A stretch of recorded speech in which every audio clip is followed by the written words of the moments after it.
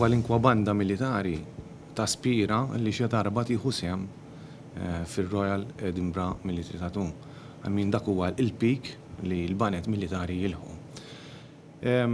Aħninna b'din l-aspirazzjoni għal dawn l-aħħar 15-il sena. Din il-ħolma saret realtà din is-sena.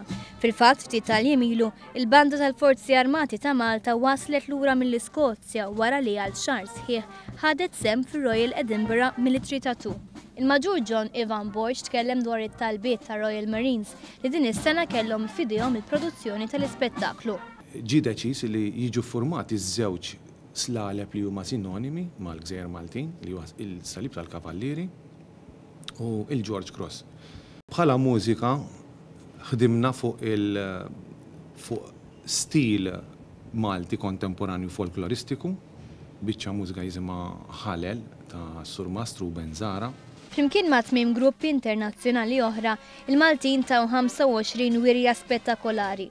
Il-Maġġur Edric Zara fisser kif il-ħidma tagħhom kienet stmata ħafna mill-organizzaturi. Il-producers tal-Edinburgh kienu jħobbuna ħafna il-livell ta' mużika tagħna kienet għolja anke bħala performance.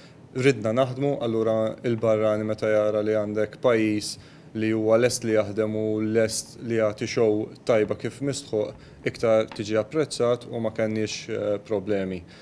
Il-kontingent Malti kien kompost minn 45 bandist u 8 żeffiena mill-kumpanija ta' Spina Lipsis Dancers.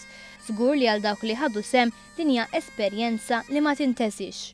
Tattoos żorna barra minn Malta, però ta' din il-kalibru, ta' din il-kwalità għadna qatt ma morna u biex tmur Edinburgh bħala mużiċist trid tkun up to standard biex meta tmur hemmhekk tkun taf x'inti tagħmel. Tħossok gburi li konna parti minn tim u tajna sem daqs kwalinkwa pajjiż oħra li vorja kien pajjiżi ħafna kbar minna.